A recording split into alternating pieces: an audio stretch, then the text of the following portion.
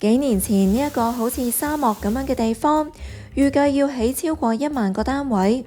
嗱，幾年之後，而家又變成點呢？咁我而家咧就喺安達臣道石礦場新發展區啊，見到周圍咧已經起晒樓啦。呢度俾我嘅感覺咧都同之前真係好唔同啊。3年前，再到而家，陸陸續續有屋苑入伙啦。咁今集除咗會驗收安盈苑一個單位之外，亦都會睇下區內嘅配套發展成點，係咪住得過呢？呢個方向都幾好喎，睇到海景。又要落區同大家實地行一轉，究竟成個區發展完之後，最終會變成點嘅呢？安達臣道石礦場發展區預計供應大概11800伙，規模拍得住沙田第一城，估算會有3萬人住喺呢一度。成個區劃出10幅住宅用地，得1幅係私樓，唔計長實旗下嘅港人首置項目，咁剩低8幅都係純資助房屋。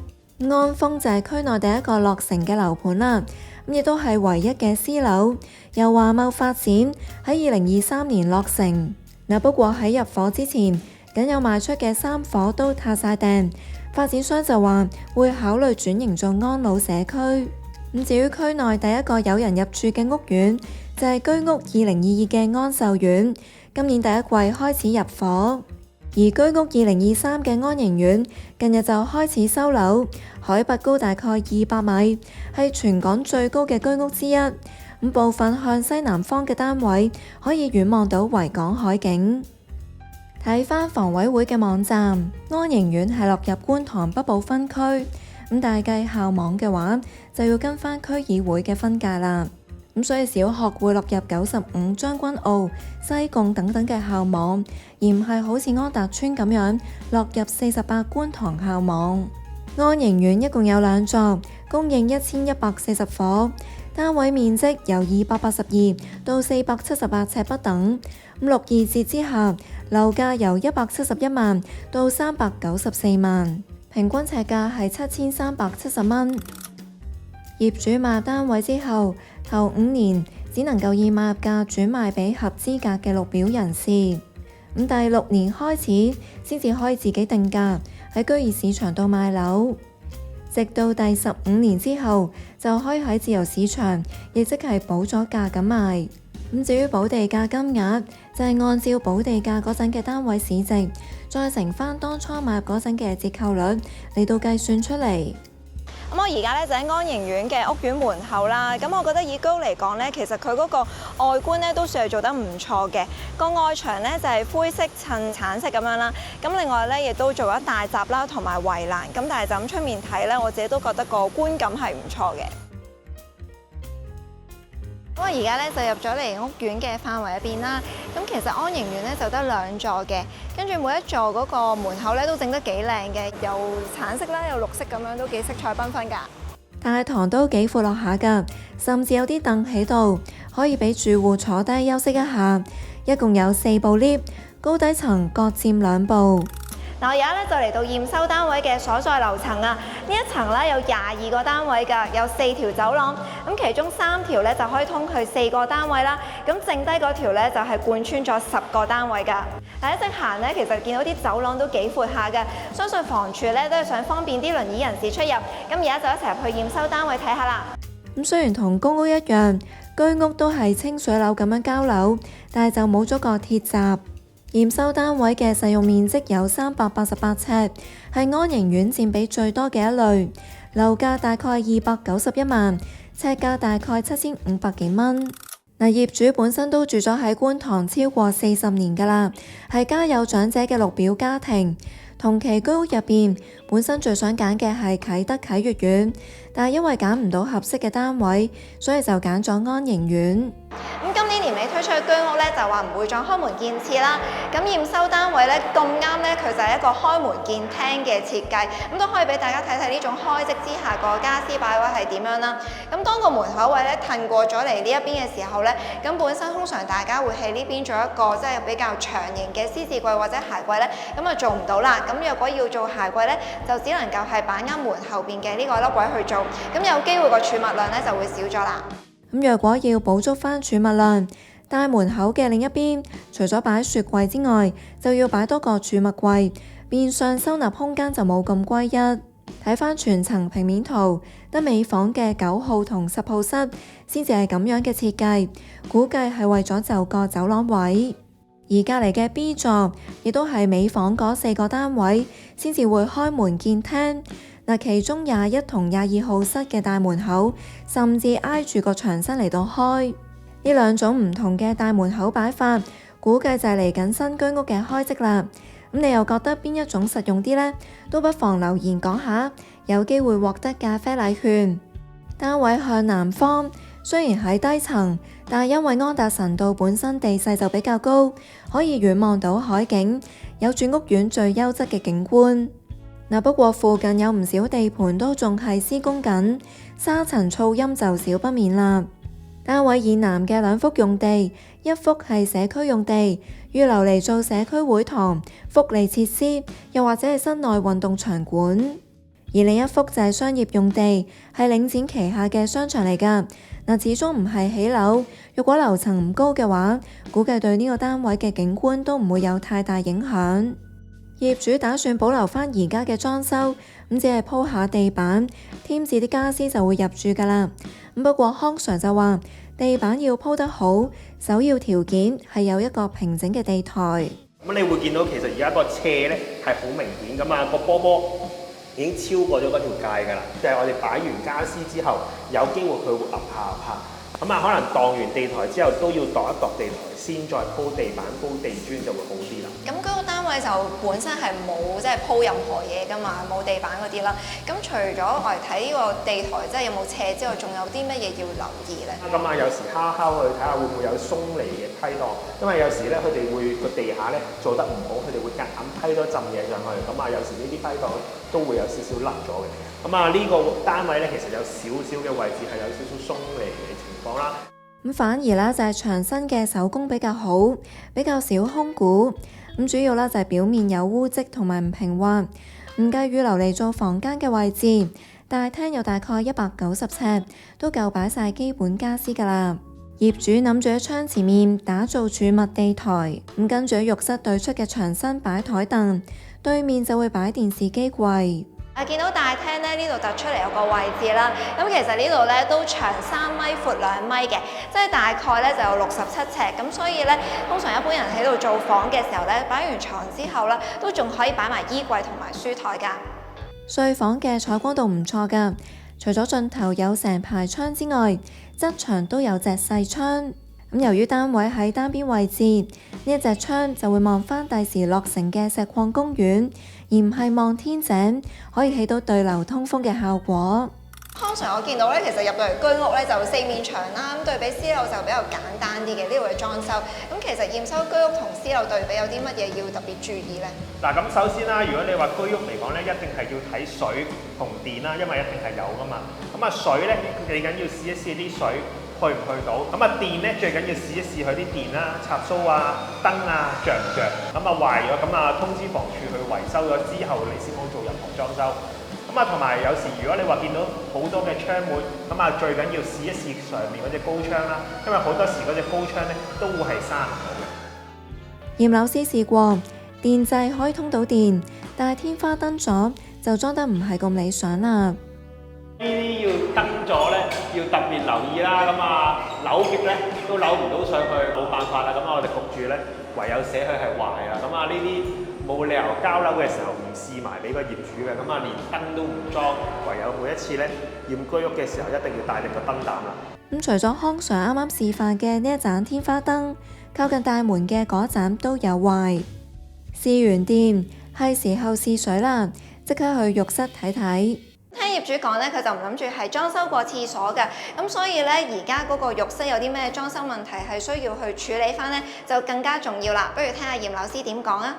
居屋最緊要驗收咧，就係個來去水。好多時呢啲渠口嘅位咧，其實好多垃圾喺入面嘅，最緊要通知翻管理處去維修翻、執翻啲垃圾。來去水係其中一樣失分最多嘅項目。地下嘅去水位有垃圾，上面嘅牆身都有滲漏嘅跡象。一於跟康 Sir 廚房睇下個源頭喺邊。而家你會見到咧，外牆嗰啲窿仔咧好明顯㗎。如果你話係有窿窿罅罅咧，啲水可以沿住個窿窿罅罅入個室內。咁啊，我哋陣間咧，我哋就會去廁所個位置度望一望，而家啲水咧其實就沿住個螺絲窿入到個單位，咁啊令到個廁所咧係有外牆滲水嘅情況。你會見到廁所頂呢個位置啦，咁啊好明顯見到有1行、2行、3行、4行嘅水漬。咁啊，你會見到啲水漬咧係好明顯係嘅滲水，所以呢啲位置一定要通知翻管理處去維修翻啦。咁啊，就算業主入面做任何嘢都冇用嘅。浴室仲需要執收嘅地方，仲有座廁底嘅漏水問題。居屋單位嘅廁所都係明廁設計，已經有晒基本配備，包括洗手盆、座廁、花灑同埋煤氣爐，連淋浴間都有埋扶手，方便老人家使用。所以好似業主咁樣，保留翻而家嘅裝修都可以㗎。但若果想重新整過，康 Sir 都有啲建議俾大家。如果你話係居屋嘅話咧，佢哋本身嘅防水咧係會做得比較矮少少，咁所以我哋盡量建議，如果你話淋浴間嘅防水咧，就係1.8至到2米。如果你話係隔離呢啲冇淋浴間嘅位置，咁其實我哋都建議咧，最好咧其實都同隔離做埋同樣嘅高度。咁講真，個價錢咧其實唔係爭好多。咁轉過去隔離嘅廚房睇下啦，有星盤同灶台。嗱，房屋局之前就話會考慮新居屋唔再整灶台。咁我就覺得而家嗰個係裝得比較矮，唔整嘅話就可以預留翻啲彈性俾買家去裝翻個啱自己高度嘅台面啦。樓書顯示安盈苑嘅廚廁係採用立體預製建築法，咁即係話買家唔可以改動廚廁嘅牆身，最多只可以做過內籠嘅配件裝修。check 完來去水，最後就檢查埋成間屋嘅窗門啦。咁結果就好似康 Sir 咁講，浴室嘅頂窗閂唔到，而大廳窗門對出嘅外牆都有窿，需要填補。咁成間屋檢修落嚟，來去水、燈同埋窗門成為3大主要嘅失分位，咁最終嘅得分係63分。我哋就住單位嘅問題都有同房委會查詢，會唔會作出跟進？咁但係直到截稿之前，房委會回覆話已經收到查詢，但係就未有具體嘅回應。難得上到嚟安達臣道驗樓之餘，梗係要睇下附近嘅環境啦。咁先講屋苑範圍之內，2座之間有個平台花園，有唔少兒童遊樂設施，最啱帶埋小朋友嚟放電啦。屋苑仲有羽毛球場，管理費方面，用今集驗收單位做例子，每個月要俾943蚊，亦即係每實尺大概2個4。不過對於住喺新發展區嘅居民嚟講，玩樂都係其次，最急住要完善嘅應該係購物交通方面嘅配套。咁其實咧，安盈苑咧，除咗係住宅之外咧，喺佢個基座嗰度咧，都有啲社區設施啦。咁啱啱睇呢個指示牌咧，就見到有個長者鄰舍中心啦，咁同埋都會有個商場嘅。咁如果由屋苑大門出嚟嘅話咧，咁其實沿住嗰個走廊咧，行到去盡頭咧，先至係商場嘅位置嘅。個商場咧，佢係分咗2層啦。咁一層咧就係直接喺呢個走廊行到出嚟咧，再直行咧就已經係㗎啦。咁另外一層咧就係要經過一條樓梯落去咧，咁先至係嘅。咁地面呢一層啦，咁其實除咗電器鋪之外咧，見到其他鋪頭都仲未開啦。咁我哋落埋去下面嗰層睇下啦。咁落到嚟咧，其實見到大部分嘅鋪頭都係未開嘅，但係啲鋪頭對上嗰一層啦，就有一個長者鄰舍中心。咁如果睇翻樓書嘅話咧，其實佢確實嘅位置咧就係 B 座嘅基座啦。地下呢一層仲有108個有蓋車位，平均每10戶增1個。咁睇翻安盈商場有大概11800萬尺，有17間鋪頭。咁至於已經入咗伙嘅安秀苑，亦都有商業部分。不過規模仲細過安盈苑，都6800幾尺，只有10間鋪頭。咁數到區內比較大型嘅商場有2個，咁喺成個發展區嘅中心位置。咁一個係領展旗下嘅領達廣場，最高可建樓面超過13萬尺，計劃會起街市同零售商店，預計會喺2026年中落成。咁另一個就係由新地發展，地皮分咗2個部分。加埋最高可建樓面大概11萬尺，預計會起中等檔次嘅民生商場，不過暫時就未知幾時落成。咁所以區內居民要做多一陣開荒牛啦。咁暫時都要落返山買嘢先至得。咁對比以前嘅話，而家落山有冇方便咗呢？其實咧都已經嚟過呢度2次㗎啦。咁我記得咧都係拍一啲居屋啦。咁但係當時因為咧仲係樓花啦，咁嗰陣我記得嚟拍嘢咧，我哋都只能夠係喺個發展區嘅外圍拍啦。咁同埋就算拍完咧，都好難話揾車出翻去，咁都係要即係沿住個山咁樣落翻去啦。但係我啱啱咧就見到喺我嘅正前方咧就已經有個巴士站啦。咁所以而家咧其實應該都有啲公共交通工具咧可以出入到呢一個區嘅。喺安盈苑附近嘅巴士站有2條路線，咁一條係13號，途經寶達邨，可以去旺角、深水埗等等；而另一條就係19號，途經安泰邨，可以去鑽石山。不過班次就比較疏落啦，每20到25分鐘先至有一班。居民可以搭呢2架車去到附近嘅屋邨買嘢。另外，九巴仲新增咗213E 同埋68，分別來往尖沙咀同中環，但係服務時間就只限繁忙時段。例如68喺星期1到5淨係做到朝頭早10點鐘。除咗巴士，仲有小巴117A 來往將軍澳。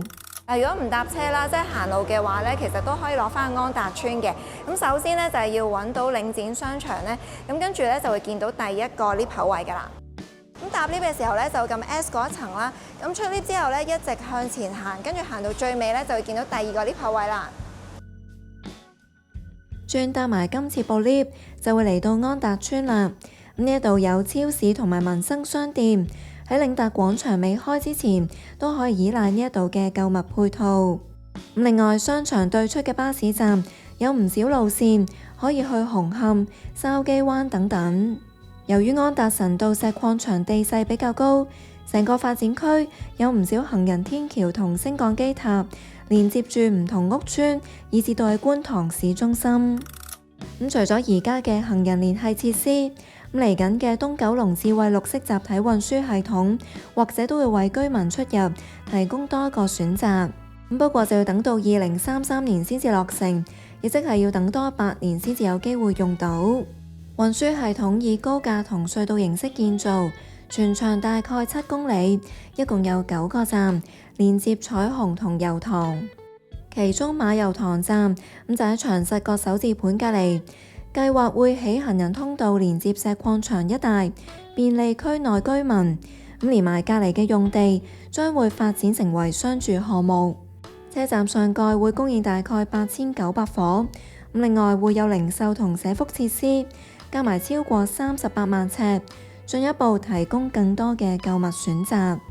安達臣道石礦場發展區由最初定位做半山豪宅區，到政府為咗增加房屋供應，去到而家已經變成一個以資助房屋做主導嘅發展區。成個區完成發展之後，除咗會有商業同住宅部分，仲會有超過17公頃嘅休憩空間。規模拍得住大概19公頃嘅維園，可以分做石礦公園、湖泊公園同埋岩壁等等3個部分。而區內亦都會有學校、消防局、警署、社區會堂等等嘅設施，最終形成一個自成一國嘅小社區。對上一次咧嚟安達臣咧，其實已經係幾年前啦，所以我自己咧都好期待咧，即係睇下佢今時今日咧而家係發展成點樣啦。咁其實今日睇完咧，就覺得個交通配套依然係不足嘅。咁但係今日睇嘅呢個居屋苑咧，就見到佢個外觀啊或者電梯大堂咧，都比想象中係靚嘅。今日一整日落嚟咧，其實都同大家實地考察咗一轉呢一區啦。咁唔知道大家有冇改觀，定係覺得仲有好多需要改善嘅地方呢？咁可以留言話俾你哋知㗎，有機會獲得咖啡禮券。最後啦，中意呢條片嘅話，記得俾我 like 支持下我哋啦。如果有業主都想申請驗樓，可以參照呢個格式 email 或者 WhatsApp 俾我哋都得㗎。